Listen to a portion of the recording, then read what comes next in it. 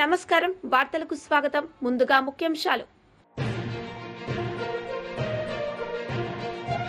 MLC Varadu Kalyani press meet, TDP నేతలపై fire.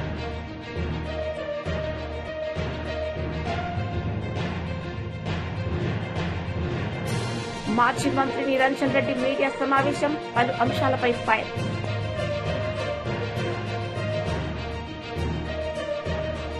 YSRCP మహిళా విభాగం రాష్ట్ర అధ్యక్షురాలు MLC Varadu Kalyani press meet నిర్వహించారు. సందర్భంగా ఆమె మాట్లాడారు. ఎటువంటి ఆసరా ప్రభుత్వం నుంచి, ఎటువంటి భరోసా ప్రభుత్వం నుంచి లేక, రక్షణ లేక ఈరోజు గాలిలో దీపాల్లా వాళ్ళ మాన ప్రాణాలు ఈ రాష్ట్రంలో ఉండే పరిస్థితిని మీరు కల్పించారు. ఇలాంటి దాడులకి, ఇలాంటి ర్యాలీలకు కూడా మహిళల్ని వాడుకుంటూ వాళ్ళని రోడ్ల మీద తిప్పుతున్నారు మీరు. కాబట్టి ఎప్పటికైనా మీరు బుద్ధి తెచ్చుకొని మహిళలను అడ్డం పెట్టుకొని రాజకీయాలు చేయడం మానుకోండి. అలాగే ఇలాంటి చర్యలు మానుకోకపోతే ప్రజలే మీకు రానున్న రోజుల్లో తగిన బుద్ధి చెప్పడానికి సిద్ధంగా ఉన్నారని తెలియజేస్తున్నాను. ఇలాంటి ఆటలు, వక్రీకరణలు ఎంతో కాలం సాగదు. అవేవి శాశ్వతం కాదు. ప్రజలు అన్నీ గమనిస్తూ ఉన్నారు. ఎన్నో రాజ్యాల్ని, ఎన్నో ప్రభుత్వాల్ని ప్రజలు చూశారు. కాబట్టి అడుగడుగునా కూడా మీరిచ్చిన హామీలు అమలు చేయకుండా ఇలాంటి డైవర్షన్ పాలిటిక్స్ చేస్తూ పబ్బం గడుపుకోవడానికి ప్రయత్నిస్తే అది ఎల్లకాలం సాగదని తెలియజేస్తూ ఉన్నాను. ఫైనల్గా నేను చెప్పేది ఏంటంటే, మహిళల్ని ఇలాంటి దాడులకి మీరు ఉపయోగించుకునే బదులు వాళ్ళకి ఇచ్చిన హామీలు అమలు మీద దృష్టి పెడితే బాగుంటుందని తెలియజేసుకుంటూ, ఇలాంటి డైవర్షన్ పాలిటిక్స్, ఇలాంటి కుట్ర రాజకీయాలను ఎప్పటికైనా ఆపాల్సిందిగా మీకు తెలియజేసుకుంటూ సెలవు తీసుకుంటున్నాను.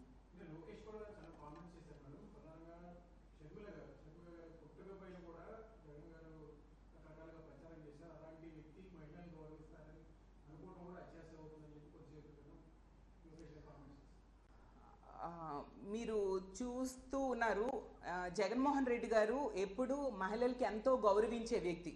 అసలు తెలుగుదేశం పార్టీ అధ్యక్షులైన చంద్రబాబు నాయుడు గారే కోడలు మగబిడ్డను కంటానంటే అత్త వద్దంటుందా అంటూ మహిళలు పుట్టుకునే కించపరిచిన వ్యక్తి మనందరం చూసాం. అలాగే ఆ రోజు స్పీకర్గా ఉన్న కోడెల శివప్రసాద్ గారు ఏమన్నారు ఆడది వంటింట్లో ఉండాలి, కారు షెడ్లో ఉండాలి అంటూ చాలా నీచంగా తక్కువ చేస్తూ మాట్లాడడం జరిగింది. ఎందుకు ఆ ఎమ్మెల్యే అయిన బాలకృష్ణ గారు ఏం చెప్పారు, మహిళలకి కడుపైనా చెయ్యాలి, ముద్దైనా పెట్టాలి అంటూ చాలా, అంటే మాటల్లో చెప్పలేనంత దారుణంగా మాట్లాడడం జరిగింది. ప్రతి సందర్భంలో కూడా మహిళల్ని కించపరుస్తూ మాట్లాడింది మీ పార్టీ నాయకులు. అలాగే మీ పార్టీ నాయకులు ఇష్టం వచ్చినట్టుగా మహిళల్ని తక్కువ చేస్తూ, అవమానిస్తూ, వాళ్ళకి ఇచ్చిన హామీలు అమలు చేయకుండా మీరు పబ్బం గడుపుకుంటూ ఉండే పరిస్థితి. మహిళా సాధికారత కోసం, మహిళా రక్షణ కోసం, మహిళలను ఆర్థికంగా ఉన్నత స్థానంలో కూర్చోబెట్టడం కోసం జగనన్న పెద్దపీట వేయడం జరిగింది. మహిళలకి ఎంతో గౌరవించే వ్యక్తి గౌరవ మా అధ్యక్షులైన జగన్మోహన్ రెడ్డి గారు అనేది ఈ రాష్ట్ర ప్రజలందరికీ కూడా తెలుసు. అసలు జగనన్న ముఖ్యమంత్రిగా ఉన్నంత కాలం కూడా తమ సొంత అన్న ముఖ్యమంత్రిగా ఉంటే ఎలాంటి భద్రతా భరోసా పొందుతారో అంతటి భద్రతా భరోసాని ఈ రాష్ట్రంలో ఉన్న మహిళలు పొందిన విషయం అందరికీ తెలుసు. అసలు కూటమి వాళ్ళు ఎన్నికల టైంలో చెప్పిన అబద్ధపు హామీలు నమ్మి ఓట్లేసిన వాళ్ళు ఈరోజు బాధపడుతూ ఉన్నారు. గుడిలో ఉన్న దేవుడిని వెలివేసి మళ్ళీ దేవుడు రావాలని ఇప్పుడు ప్రార్థన చేస్తున్నామే, అలాంటి పరిస్థితి మాకుందని ఈరోజు బాధపడుతూ ఉండే పరిస్థితి. జగన్మోహన్ రెడ్డి గారు ఈసారి ముఖ్యమంత్రి కాకపోవడంతో సంవత్సర కాలంలోనే ఎన్నో కష్టాలు ఈ రాష్ట్ర ప్రజలు అనుభవిస్తూ ఉన్నారు. ముఖ్యంగా మహిళలు అనుభవిస్తూ ఉండే పరిస్థితి మనం చూస్తూ ఉన్నాము. వీళ్ళ దిగజాడు రాజకీయాలకి, తప్పుడు రాజకీయాలకి మహిళల్ని వాడుకోవడం, దాన్ని మేము తీవ్రంగా ఖండిస్తూ ఉన్నామని తెలియజేస్తూ ఉన్నాను.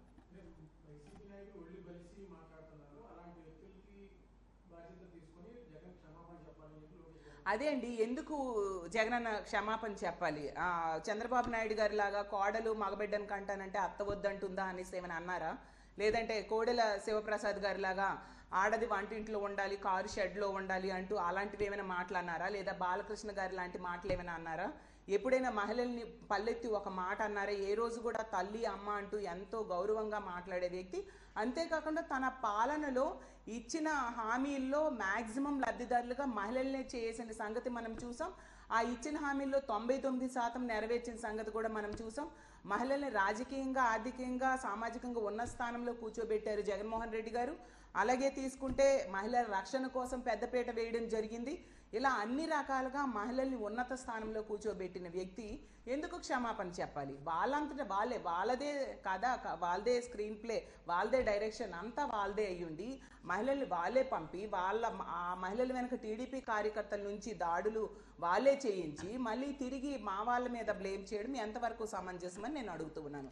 అంటే మహిళల్ని ఎంతసేపు ఇలాంటి ర్యాలీలకు వాడుకునే బదులు వాళ్ళకి ఇచ్చిన హామీలు అమలు మీద దృష్టి పెడితే బాగుంటుందని నా ఉద్దేశం అని తెలియజేస్తూ ఉన్నాను.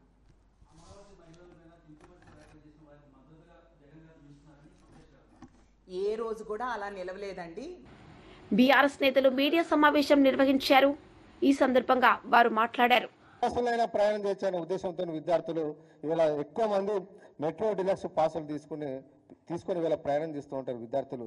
ఎందుకంటే కెరీర్లో ఒక దిక్కు కాలేజీలో చదువుకోవడానికి, వేరే కోచింగ్లు పోవడానికి, ఆర్టీసీ బస్సుల కోసం, ఆర్డినరీ బస్సుల కోసం ఎదురు చూస్తే మిగతా ఏమైనా నేర్చుకునే యాక్టివిటీస్ ఆగిపోతాయనే ఉద్దేశంతో డబ్బులు కొంత ఖర్చు అయినా మంచి అని చెప్పి విద్యార్థులు వీళ్ళు మెట్రో డిలక్స్ బస్సులు తీసుకొని హైదరాబాద్లో లక్షలాది మంది విద్యార్థులు హైదరాబాద్లో వీళ్ళు మెట్రో డిలక్స్ పాసులు తీసుకుంటారు. అలాంటి విద్యార్థుల మీద ఇవాళ ప్రభుత్వం భారం వేయడం వల్ల దాదాపు నెలకు 350 రూపాయలు ఒక్కొక్క విద్యార్థి మీద భారం వేయడం వల్ల సంవత్సరానికి 630 కోట్ల రూపాయలు ఇవాళ విద్యార్థుల మీద అదనపు భారం పడడం ఇది సరైన పద్ధతి కాదని చెప్పి ఇవాళ ప్రభుత్వం డిమాండ్ ఇస్తూ ఉన్నాం. మీకు విద్యార్థుల మీద ప్రేమ ఉంటే వెంటనే తగ్గించాలని చెప్పి డిమాండ్ ఇస్తూ ఉన్నాం. ఎన్నికల ముందు మీరు చాలా హామీలు ఇచ్చారు. నిరుద్యోగులకు నెలకు 4,000 రూపాయలు నిరుద్యోగ భృతి ఇస్తా అని చెప్పారు. ఇప్పటికి 18 నెలలు కాంగ్రెస్ ప్రభుత్వం ఏర్పడ్డా నిరుద్యోగ భృతి మీద ఒక ఆలోచన చేయలే, ఒక క్యాబినెట్ లో కూడా డిస్కషన్ చేయలే. 10 పాస్ అయిన వాళ్ళకు 10,000 రూపాయలు నెలకు ఇస్తా అని చెప్పారు. ఇంతవరకు దాని మీద నిర్ణయం చేయలే. ఇంటర్మీడియట్ వాళ్ళకు 15,000, డిగ్రీ వాళ్ళకు 25,000, పీజీ చేసిన వాళ్ళకు 1,00,000 రూపాయలు ఇస్తా అని చెప్పారు. చదువుకున్న అమ్మాయిలకు స్కూటీలు ఇస్తా అని చెప్పారు. ఏ దాని మీద ప్రభుత్వం విద్యార్థుల ప్రయోజనం కోసం, విద్యార్థుల సంక్షేమం కోసం ఏ ఒక్క నిర్ణయం తీసుకొని ఈ ప్రభుత్వం ఇవాళ విద్యార్థుల మీద భారం వేసుడు మంచి పద్ధతి కాదని చెప్పి ఇవాళ ప్రభుత్వాన్ని ఇవాళ మేము ప్రశ్నిస్తా ఉన్నాం. ఒక దిక్కు ఉచిత బస్సుల పేరు మీద మహిళలకు ఉచిత బస్సు అంటున్నారు. అదే కుటుంబాలకు వచ్చిన బడుగు బలైన వర్గాలు, పేదవాళ్ళు, మధ్యతరగతి కుటుంబాల మీద ఇవాళ భారం వేసే ప్రయత్నం చేస్తా ఉన్నది. ఒక దిక్కు ఉచిత బస్సు అనుకుంటేనే ఇంట్లో ఒక పెద్దవాళ్లకు, మహిళలకు ఉచిత బస్సు అంటేనే వాళ్ళ పిల్లల మీద ఇవాళ అదనంగా 350 రూపాయలు నెలకు, సంవత్సరానికి దాదాపు ఒక 3,600 రూపాయలు ఒక్కొక్క విద్యార్థి మీద ఇవాళ భారం వేయడానికి ప్రభుత్వం జీవో నంబర్ 24 తీయడాన్ని మేము పూర్తిగా ఖండిస్తూ వెంటనే ప్రభుత్వం పెంచిన బస్ ఛార్జీలను తగ్గించాలని చెప్పి ఈ ప్రభుత్వాన్ని డిమాండ్ చేస్తా ఉన్నాం. ప్రభుత్వం కనుక దిగి రాకపోతే ఖచ్చితంగా మా నిరసన కార్యక్రమాలు ఉంటే బీఆర్ఎస్ నుంచి ఈ ప్రభుత్వానికి బుద్ధి చెప్పే విధంగా మా పోరాటాలు ఉంటాయని చెప్పి ఈ సందర్భంగా మేము విజ్ఞప్తి చేస్తా ఉన్నాం. ఒక దిక్కు రాష్ట్ర ఆదాయం కోసం విశ్వవిద్యాలయాల భూములు అమ్ముతారు, హెచ్ఈ భూములు అమ్మడానికి చేస్తారు, అదేవిధంగా హౌసింగ్ బోర్డు భూములు అమ్ముతారు, అదేవిధంగా మద్యం ఛార్జీలు వేస్తారు, అన్ని రకాల ఛార్జీలు వేస్తారు. కానీ విద్యార్థుల మీద కూడా ఇవాళ ఛార్జీలు పెంచి ఇవాళ ప్రభుత్వాన్ని నడుపుతారా అని చెప్పి ఇవాళ మేము ప్రశ్నిస్తా ఉన్నాం. ఇలాంటి ఆదాయం పరిపాలన చేత కాకపోతే చేతులెత్తేయండి, మాతో కాదని చెప్పండి తప్ప ఈ రకంగా విద్యార్థుల మీద భారం వేయడాన్ని మేము తీవ్రంగా ఖండిస్తా ఉన్నాం. కాంగ్రెస్ పాలన అధికారంలోకి వచ్చిన తర్వాత ప్రజల జీవన ప్రమాణాలు ఏమైనా పెరిగినాయా? ప్రజల ఆస్తులు ఏమైనా పెరిగినాయా? ప్రజల యొక్క జీతాలు ఏమైనా పెరిగినాయా? మీరు ఆస్తులు పెంచిరా? మీ పాలన వల్ల, మీ నిర్ణయాల వల్ల ఎందుకు ఇవాళ విద్యార్థుల మీద మీరు భారం వేస్తారని చెప్పి వాళ్ళు మేము ప్రశ్నిస్తా ఉన్నాం. ఈ ప్రభుత్వానికి చిత్తశుద్ధి ఉంటే ఇప్పటికైనా వెంటనే దిగి వచ్చి పెరిగిన ఆర్టీసీ ఛార్జీలను తగ్గించాలని చెప్పి విద్యార్థుల మీద పడే భారాన్ని ప్రభుత్వమే భరించాలని చెప్పి వాటిని మినహాయించాలని చెప్పి ఇవాళ రాష్ట్ర ప్రభుత్వాన్ని మేము డిమాండ్ ఇస్తా ఉన్నాం.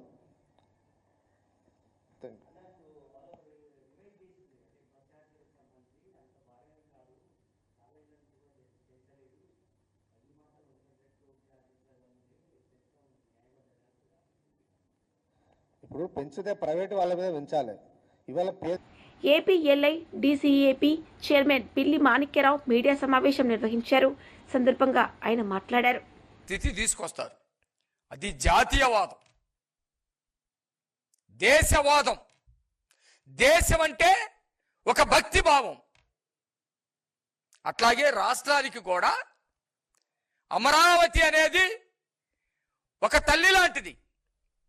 దేశానికి ఢిల్లీ ఒక తల్లి లాంటిది, దేశానికి తల్లి లాంటిది ఎట్లా అయిందో రాష్ట్రానికి కూడా రాజధాని అనేది ఒక తల్లి లాంటిది. రాజధాని అంటే ఏ అమరావతికి సంబంధించినటువంటి ప్రజలదో కాదు. రాజధాని అంటే శ్రీకాకుళంలో ఉన్నటువంటి ప్రజలది. రాజధాని అంటే విజయనగరం, విశాఖపట్నం, తూర్పుగోదావరి, పశ్చిమ గోదావరి, కృష్ణా జిల్లా, ప్రకాశం జిల్లా, గుంటూరు జిల్లా, నెల్లూరు, చిత్తూరు, అనంతపురం, కర్నూలు, కడప. ప్రతి ఒక్కరు కూడా నాది రాజధాని అనుకునేటువంటి భావం ఉండాలి. ఆ భావానికి విఘాతం కలిగించినటువంటి వ్యక్తి జగన్మోహన్ రెడ్డి. ఒక వికృత రూపాన్ని వీళ్ళ మధ్య పొడపచాలు తీసుకొచ్చి, విభేదాలు సృష్టించి, ప్రాంతీయవాదాన్ని తీసుకొచ్చి రాష్ట్ర భావాన్ని ముక్కలు చేయాలనుకున్నటువంటి వ్యక్తి జగన్మోహన్ రెడ్డి. దేశ భద్రతకి, దేశ సమగ్రతకి, దేశ సమైక్యతకి ఎవరైనా దెబ్బతీయాలనుకుంటే దేశం ఏ విధంగా ఎదురు దాడి చేస్తుందో ఈరోజు జగన్మోహన్ రెడ్డి రాష్ట్ర భద్రతకి, రాష్ట్ర ఆత్మగౌరవానికి, రాష్ట్ర గౌరవానికి ప్రతీకగా ఉన్నటువంటి రాష్ట్ర రాజధానిని వేశ్యలతోటి పోల్చాడంటే నిజంగా జగన్మోహన్ రెడ్డి మనిషి కూడా కాదు. మానవత్వం సంగతి అట్టుంచు, పశువులతో కూడా పోల్చకూడదు. ఒక వింత జీవి అయి ఉండాలి, వికృత మనస్కుడై ఉండాలి, ఒక వికార స్వభావం అయి ఉండాలి. నిజంగానే జగన్మోహన్ రెడ్డి ఒక వికార స్వభావి. ఈ దేశంలో అనేకమైనటువంటి రాజకీయ పార్టీలు ఉన్నాయి. ఆ రాజకీయ పార్టీలకి అనేకమైనటువంటి సిద్ధాంతాలు ఉన్నాయి. ఆ సిద్ధాంతాల ప్రాతిపదిక మీద ప్రజల్లో చైతన్యం తీసుకొచ్చి తద్వారా ప్రజలకి అండగా ఉండి అధికారాన్ని పొందాలని చూస్తారు. అధికారం పొందిన ప్రతి రాజకీయ పార్టీ, అది దేశంలోనైనా రాష్ట్రాల్లోనైనా, ఆ రాష్ట్ర ప్రజలకి మేలు చేయాలని, ఆ రాష్ట్రానికి గౌరవం తీసుకురావాలని, ఆ రాష్ట్ర ప్రజలకి అనేకమైనటువంటి అభివృద్ధి సంక్షేమ పథకాలు తీసుకురావాలని, ఆ ప్రజలు స్వేచ్ఛగా తిరగాలని, ప్రజాస్వామ్యాన్ని కాపాడాలని అనుకుంటాయి. జగన్మోహన్ రెడ్డి లాంటి వ్యక్తి కానీ, జగన్మోహన్ రెడ్డి లాంటి రాజకీయ పార్టీ కానీ ఈ దేశంలో ఎక్కడా లేనటువంటి పరిస్థితి.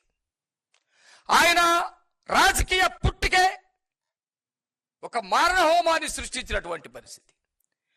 తండ్రి మరణాన్ని ఆయనే కాంక్షించి అనుకూలంగా క్రియలు జరిపి తండ్రి మరణానికి కారణకుడైనటువంటి వ్యక్తి ఒక రాజకీయాలు ఎట్లా నడపగలుగుతాడు? నీతివంతమైన రాజకీయాలు ఏ విధంగా నడపగలుగుతాడు? ప్రజల క్షేమాన్ని ఎలాగా చూడగలుగుతాడని మేము ప్రశ్నిస్తా ఉన్నాం.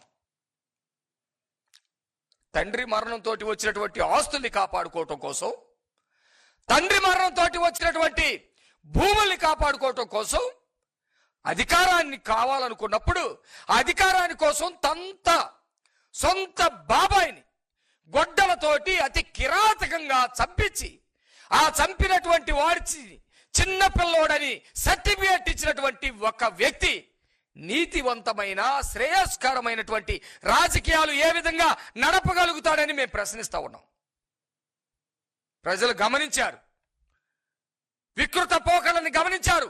జగన్మోహన్ రెడ్డి వికృత పోకళ్ళని, జగన్మోహన్ రెడ్డి పరిపాలనని స్వయంగా చవిచూశారు. జగన్మోహన్ రెడ్డి అధికారంలోకి వచ్చిన తర్వాత కోర్టుల్లో పనిచేసేటువంటి వాళ్ళు పలానా కులం వాళ్ళని చెప్పేసి మాట్లాడుతూ వాళ్ళ తీర్పులు పలానా కులానికి అనుకూలంగా వస్తాయని విద్వేషాలు రెచ్చగొట్టి కోర్టులనే ప్రశాంతకంగా చేసినటువంటి వ్యక్తి, వ్యవస్థలను మొత్తాన్ని నాశనం చేసి వ్యవస్థల్లో గందరగోళాన్ని సృష్టించి రాజ్యాంగానికే సవాలు ఇస్తున్నటువంటి వ్యక్తి జగన్మోహన్ రెడ్డి.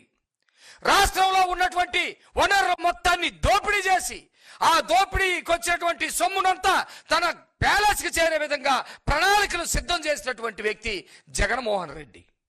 వీటిని మొత్తాన్ని చాటుగా పెడుతూ నీతివంతమైన నినాదాలు మాటున అరాచకాలు సృష్టించే విధంగా మంత్రులతోటి, ఆనాటి ఎమ్మెల్యేలతోటి ప్రత్యర్థుల యొక్క మానసికమైనటువంటి వేదనకి గురి చేసే విధంగా, వ్యక్తిగతమైనటువంటి హననం చేసే విధంగా, ఆడవాళ్ళ సేవల్ని శంకించే విధంగా ఆ 5 సంవత్సరాల పాటు రాష్ట్రంలో మానసికమైనటువంటి విధ్వంసానికి ఒక ఆర్థిక విధ్వంసంతో పాటు మానసికమైనటువంటి విధ్వంసానికి తెరదీశాడు. ప్రజలు చూశారు. చంద్రబాబు నాయుడు గారు లాంటి మహానుభావుణ్ణి వ్యక్తిగతంగా కక్షగట్టి జైల్లో పెట్టించాడు. ప్రత్యేక పార్టీలు అనుకున్నటువంటి ప్రతి ఒక్క నాయకుడిని, అచ్చెన్నాయుడు గారిని, కొల్లు రవీంద్ర గారిని, లేకపోతే ప్రతి ఒక్క నాయకుడిని కూడా జైల్లో పెట్టించినటువంటి పరిస్థితి. ప్రజాశ్రేయస్ కోసం పనిచేసే సమాజ హితవును కోరినటువంటి సంఘ సంస్కర్తలుగా ఉన్నటువంటి రంగనాయకమ్మ గారు లాంటి వాళ్ళని, దళితులైనటువంటి సుధాకర్ లాంటి వాళ్ళని. వైసీపీ లీడర్ మీడియా సమావేశం నిర్వహించారు. సందర్భంగా ఆయన మాట్లాడారు. తెలియజేస్తున్నాను, తెలిసి కూడా వాళ్ళందరికీ నమస్కారం పెట్టేసి పోయిన ఘన చరిత్ర ఉన్న జగన్మోహన్ రెడ్డి గారిని మీరు కావాలని చెప్పేసి మహిళల ముసుగులో రాజకీయం చేయాలని చెప్పి అనుకోవడం నిజంగా చాలా బాధాకరం. ఒకటే గుర్తుపెట్టుకోండి, మీ మీద వ్యతిరేకత స్టార్ట్ అయింది. ఈ వ్యతిరేకత ఈ ప్రకాశం జిల్లాలోనే ఈ రైతులందరూ తెలియపరిచారు. దాన్ని తట్టుకోలేక దీన్ని డైవర్ట్ చేసుకోవడం కోసం నానా రకాలు పెడుతున్నారు. దయచేసి కూటమి నాయకులకు దయచేసి ఆపండి, ఇటువంటి చర్యలు ఆపండి. ఈ కార్యక్రమంలో కావాలని చెప్పి రాళ్లు దాడి చేయడం వల్ల మా కార్యకర్తలు కూడా ఇబ్బంది పడ్డారు, తలలు కూడా బయలిపోయినాయి. వాళ్ళు కావాలని చెప్పి ఈ శాంతి పద్ధతులని ఇబ్బంది చేసుకోవడం కోసం, మేము పెట్టిన ప్రోగ్రాం డైవర్ట్ చేసుకోవడం కోసం ముందు వాళ్ళు ఇవన్నీ పెట్టారు. అసలు వాళ్ళే మహిళలు రాకపోతే శాంతియుతంగా ర్యాలీ బాగా చక్కగా జరిగిపోయేది. కావాలని చెప్పి ఏదో గలబా చేయాలని చెప్పేసి ఇంటెన్షన్తో 2-3 రోజుల నుంచి మహిళలను అడ్డుపెట్టుకొని కావాలని ప్రోగ్రాం చేశారు. దయచేసి శాంతి భద్రతల విఘాతం కల్పించకూడదు. ఈ జగన్మోహన్ రెడ్డి గారు మొట్టమొదటి నుంచి కూడా రైతుల కోసం అండగా ఉంటాడు, పొగాకు రైతుల కోసం అండగా ఉంటాడు. ముఖ్యంగా మహిళలకి గౌరవించే నాయకుడు ఒక మాజీ ముఖ్యమంత్రి అయినా మహిళల్ని గౌరవించే నాయకుడు జగన్మోహన్ రెడ్డి తప్ప ఇంకెవరు లేరు. కాబట్టి ఎప్పుడు ఈ రాష్ట్రంలో రైతుల కోసం, మహిళల కోసం అండగా ఉంటానని చెప్పి తెలియజేస్తున్నాం.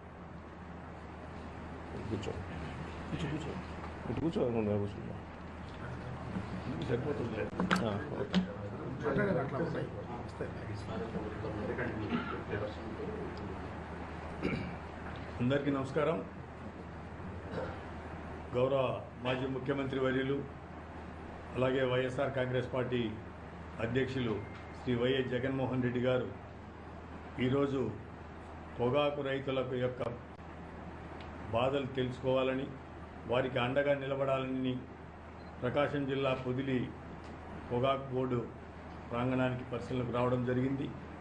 ఆ సందర్భంగా అక్కడికి విచ్చేసిన రైతు సోదరులకు, సోదరిమణులకు, వైఎస్ఆర్ కాంగ్రెస్ పార్టీ నాయకులకు, కార్యకర్తలకు, అభిమానులకు, అలాగే ఆ కార్యక్రమానికి సహకరించినటువంటి మా జిల్లా అధ్యక్షులు శ్రీ బూచేపల్లి శివప్రసాద్ రెడ్డి గారికి, శాసనమండలి సభ్యులకు, శాసనసభ్యులకి, అలాగే మా పార్టీ శాసనసభ్యులకి, శాసనమండలి సభ్యులకి, మా పార్టీ నియోజకవర్గ బాధ్యులకి, ప్రతి ఒక్కరికి కూడా ప్రత్యేకంగా ధన్యవాదాలు తెలియపరచుకుంటా ఉన్నా. అలాగే ఈ సందర్భంగా జగన్మోహన్ రెడ్డి గారు ఆ కార్యక్రమానికి రావడం, రైతుల యొక్క, ప్రధానంగా పొగాకు రైతుల యొక్క బాధలు తెలుసుకొని వారి యొక్క గిట్టుబాటు ధర కల్పించేదానికి ప్రభుత్వంపై ఒత్తిడి చేయడం అనేది చాలా ఆనందించదగ్గ విషయం. ఈ సందర్భంగా వారు వచ్చిన సందర్భంగా జరిగినటువంటి 2-3 చిన్న ఇన్సిడెంట్స్కి చింతిస్తూ ఉన్నాం. ఈ పక్కన వైఎస్ఆర్ కాంగ్రెస్ పార్టీ కార్యకర్తలకు, అలాగే డిపార్ట్మెంట్ వారికి, తదితరులకు కూడా చిన్న చిన్న గాయాలు కూడా అయినాయి. దీన్ని ఎవరు చేసినప్పటికీ కూడా దాన్ని ఖండిస్తూ ఉన్నాం. ఇది మంచి పద్ధతి కాదు అని చెప్పేసి కూడా. మాజీ మంత్రి నిరంజన్ రెడ్డి మీడియా సమావేశం నిర్వహించారు. సందర్భంగా ఆయన మాట్లాడారు. గోదావరి నది మీద వాళ్ళు తలపెట్టినటువంటి ప్రాణహిత చేవేళ్ల పథకాన్ని రూపకల్పన చేసినప్పటికీ నీళ్లు లేని చోట ప్రాజెక్టులు కట్టి అసలు పనులు జరగాల్సిన కాడ పనే మొదలు పెట్టకుండా, పనులు జరగాల్సిన కాడ అనుమతులు సాధించకుండా, అంతరాష్ట్ర అనుమతులు సాధించకుండా, కేంద్ర జలసంఘం అనుమతులు సాధించకుండా తెలంగాణ సమాజాన్ని నమ్మించడానికి ఒక కుట్రపూరితంగా ఆనాడు ప్రాణహిత చేవేళ్ల అనేటువంటి ఆచరణకు సాధ్యం కానటువంటి ఒక ప్రాజెక్టును తెర మీద తీసుకొని వచ్చినారు. తెలంగాణ ఉద్యమం నడిచేటప్పుడే మేము దాన్ని ఎండగట్టి చూపించినాం. కేవలం 16 టీఎంసీల సామర్థ్యం కలిగినటువంటి ఈ మొత్తం ప్రాజెక్టు తెలంగాణ, ఉత్తర తెలంగాణ రైతన్న లేక ఆకాంక్షలు ఎట్లా తీరుస్తుంది, సాగునీరు తాగునీరు ఎట్లా వస్తుందని అనేక రకాలుగా అది ఎట్లా సాధ్యం కాదో చెప్పినాం.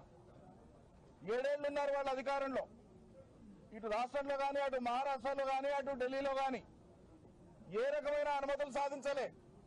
ఆ ప్రాజెక్టును వాళ్ళు పూర్తి చేస్తే ఎవరు అడ్డం పడలే. కానీ వాళ్ళు వాళ్ళ చేతగానితనాన్ని కప్పిపుచ్చుకోవడం కోసం ఒకసారి కాళేశ్వరం ప్రాజెక్టు మొదలై రీడిజైనింగ్ అయ్యి ప్రాజెక్టు రూపకల్పన చేసి పనులు మొదలై వాళ్ళ కాలంలో, కాంగ్రెస్ కాలంలో ఏదైనా ఒక ప్రాజెక్టు కడితే ఈ రాష్ట్రంలో కానీ, దేశంలో కానీ దశాబ్ద కాలం లోపల ఫలితం ఇచ్చిన ఒక్క ప్రాజెక్టు లేదు కాంగ్రెస్ కట్టింది ఈ దేశంలో. ఏ ప్రాజెక్టు కట్టినా 30 ఏళ్లు, 35 ఏళ్లు, 40 ఏళ్ల కాలం తీసుకున్నారు. ఆ విధంగా కాలయాపన చేసి ఫలితాలు, ఈ తరం అనుభవించాల్సిన ఫలితాలు వచ్చేటువంటి తరం కూడా అనుభవిస్తుందో అనుభవించదో అటువంటి స్థితి కల్పించినారు. కానీ కేసీఆర్ గారు తెలంగాణ తెచ్చుకున్నదే ఈ నీళ్లను తెలంగాణ రైతన్నలకి ఎనికే, తెలంగాణ పల్లెలకి ఎనికే, దాహర్తి తీర్చనికే, ఇక్కడున్న కరువును పారదోలనికే, ఇక్కడ ఉండేటువంటి రైతుల ఆత్మహత్యలు ఆపనికే, ఇక్కడ పసిడి పంటలు పండనికే మనం ప్రాజెక్టులు కడుతున్నామని చెప్పి ఉరుకుల పరుగుల మీద అటు పాలనా యంత్రాంగాన్ని, ఇటు ఇంజనీరింగ్ యంత్రాంగాన్ని మంత్రిమండలి బాధ్యత తీసుకొని నిపుణుల యొక్క సూచనలు సలహాల మేరకు, కేంద్ర జల సంఘం యొక్క అనుమతుల మేరకు, కేంద్ర జల సంఘం సూచనల మేరకు పొరుగు రాష్ట్రంతో ఒప్పందం చేసుకొని ముంపు సమస్య లేకుండా, అటవీ సమస్య లేకుండా, పర్యావరణ సమస్య లేకుండా అన్ని రకాల అనుమతులను పొంది నిపుణులు సూచించిన మేరకే ప్రాజెక్టును రూపకల్పన చేసి అత్యంత వేగంగా నిర్మాణం చేసి ఫలితం ఇచ్చినాం ప్రజలకు. ఇది వాళ్ళ కంటగింపు. ఏనాడు కూడా కాంగ్రెస్ దీన్ని, ఈ అభివృద్ధిని హర్షించలేదు, స్వాగతించలేదు. తెల్లారితే పొద్దుముక్తే అబాండాలు వేసే దాని మీదనే వాళ్ళ ప్రచారం కొనసాగుతూ వచ్చింది. 84,000 రూపాయలు ఖర్చు, 84,000 కోట్లు ఖర్చు అయినాటికే 2 లక్షల కోట్ల అవినీతి జరిగిందని చెప్పి మాట్లాడినటువంటి నీచపు ప్రవర్తనను, నీచపు లేఖితనాన్ని వాళ్ళు వ్యక్తం చేస్తూ ప్రజల్ని పక్కదారి పట్టించాలనేటువంటి ప్రయత్నం చేసినారు. అయినా ప్రజలకు అర్థమైంది, నీళ్లు వచ్చినాయి. ఇవాళ ఉత్తర తెలంగాణలో ఉండేటువంటి దాదాపు అన్ని జిల్లాలకు పాత ప్రాజెక్టులకు అనుసంధానం కావచ్చు, స్టెబిలైజేషన్ కావచ్చు, కొత్తగా ఇచ్చే ఆయకట్టు కావచ్చు, 40 లక్షల ఎకరాలకు నీళ్లు ఇచ్చేటువంటి వసతిని కాళేశ్వరం ద్వారా 2 టీఎంసీల ద్వారా మనం ఆల్రెడీ సదుపాయాలు కల్పించినాం. ముందు చూపుతోన పొరుగున ఉండేటువంటి ఆంధ్రప్రదేశ్ రాష్ట్రం నుంచి భవిష్యత్తులో నీటి వాటాలకు సంబంధించినటువంటి అంశాలలో వాళ్ళది పైచేయి కాకుండా ఉండాలనేటువంటి ఉద్దేశంతో వ్యూహాత్మకంగా 3వ టీఎంసీకి సంబంధించినటువంటి పనులను కూడా వ్యూహాత్మకంగా ప్రారంభించడం జరిగింది. ఇవన్నీ తెలంగాణ ప్రజల మేలు కోసం చేసినటువంటివి. తెలంగాణ ఆర్తితోన ఆ కడుపులో ఉండేటువంటి ఆ తెలంగాణ ప్రజల పట్ల ఉండేటువంటి ఆ ఆర్ద్రతతోన చేపట్టినటువంటి కార్యక్రమాలు. కానీ ఇవాళ కాంగ్రెస్ పార్టీ అధికారంలోకి వచ్చిన తర్వాత కాళేశ్వరం నీళ్లను సకాలంలో రైతులకు ఇవ్వకుండా కేవలం కాళేశ్వరం అంటే ఒక బ్యారేజ్ కాదు, మీ అందరికీ తెలుసు, ప్రజలందరికీ తెలుసు. కాళేశ్వరం అంటే ప్రాజెక్టుల సమూహం లేదా సముదాయం. ఇది ప్రాజెక్టుల సముదాయం. 3 పెద్ద బ్యారేజ్లతో పాటు, రిజర్వాయర్లతో పాటు, అండర్ గ్రౌండ్ టనల్స్ తో పాటు, ఓపెన్ కెనాల్స్ తో పాటు, పంపింగ్ స్టేషన్స్ తో పాటు మైళ్ళ కొద్ది దూరం నడిచేటువంటి డిస్ట్రిబ్యూటరీ నెట్వర్క్ తోన ప్రపంచంలోనే అత్యద్భుతమైనటువంటి ఒక మేజర్ లిఫ్ట్ ఇరిగేషన్ ప్రాజెక్టును ప్రపంచానికి, సాగునీటి రంగంలో ప్రపంచానికి పరిచయం చేసినటువంటి ఘనత కేసీఆర్ నాయకత్వాన బీఆర్ఎస్ ప్రభుత్వం చేసింది అన్నాడు. దీన్ని హర్షించాల్సింది పోయి కేంద్ర జల సంఘం నిపుణులు ఆనాడు ప్రాజెక్టు సందర్శించి వాళ్ళు చెప్పినారు, it is an engineering Marvel అన్నారు. ఇంజనీరింగ్ వ్యవస్థలో ఇది మహా అద్భుతమని కొనియాడినారు. ఆనాడు ఉండేటువంటి గవర్నర్ నరసింహన్ గారు పోయి కాళేశ్వరం దీని యొక్క అద్భుతం, ఇది భవిష్యత్. వార్తలు ముగించే ముందు ముఖ్యాంశాలు మరోసారి. MLC Varadu Kalyani press meet, TDP నేతలపై ఫైర్.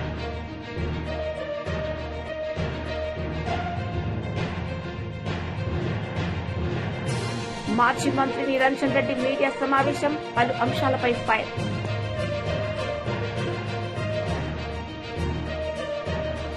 ఈ వార్తలు ఇంతటితో సమాప్తం. తిరిగి ప్రసారమయ్యే వార్తలు మళ్ళీ కలుద్దాం. అంతవరకు సెలవు. నమస్తే.